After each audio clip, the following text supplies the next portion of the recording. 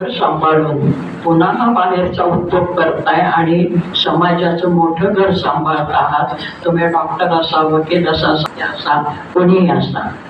आणि हे बायका अतिशय प्राचीन काळापासून करत आल्या. किंबहुना जगताना आपण शाळेच्या पाठ्यपुस्तकात पोपटपंची सट्ट शिकतो की माणसाच्या मूलभूत गरजा कुठल्या, तर अन्न, वस्त्र आणि निवारा.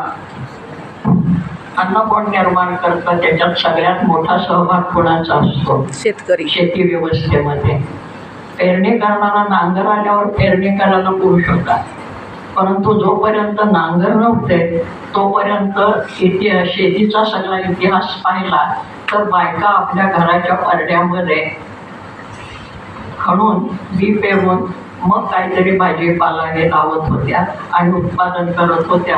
पुरुष शिकार करत हिंडत होता आणि शिकार कधीतरी आणत होता, नाही असं नाही, परंतु ते समूह जीवन होतं. समूहाने शिकार करायचे.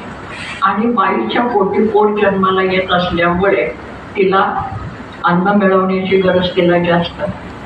त्या पोरासाठी अन्न निर्माण करण्याची तरतूद निसर्गाने काही काळ तिच्या देहातच केल्यामुळे तिला स्वतःला रक्षण करणं हे जास्त महत्वाचं.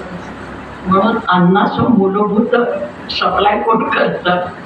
स्त्री. नंतर मग त्याला तोंडाने ते खायला लागलं तर त्याला दूध पाहिजे, पेज पाहिजे, अमुक पाहिजे, तमुक पाहिजे. प्राचीन काळापासून हे बाई करत आली.